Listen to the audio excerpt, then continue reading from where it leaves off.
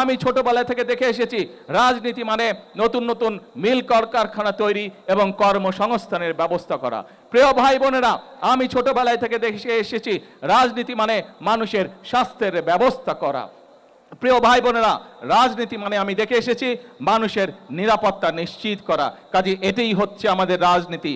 রাজনীতির নামে যদি কেউ বিভ্রান্ত সৃষ্টি করতে চায়, রাজনীতির নামে যদি কেউ অরাজকতা সৃষ্টি করতে চায়, প্রিয় ভাই বোনেরা, আপনারা কি বসে থাকবেন?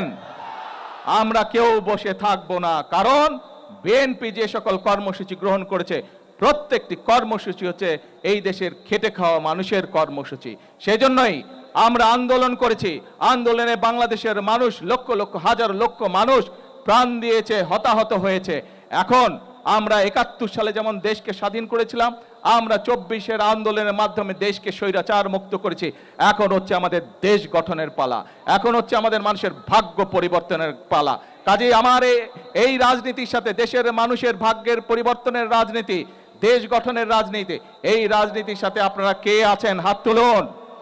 আসুন আজকের এই জনসময় আমরা প্রতিশ্রুতিবদ্ধ হই এই রাজনীতিকে কেউ যাতে বাধাগ্রস্ত না করতে না পারে। সেজন্যই আমরা একটি কথা বলে থাকি, করব কাজ গড়ব দেশ সবার আগে। স্লোগানটা কি হলো? করব কাজ সবার আগে।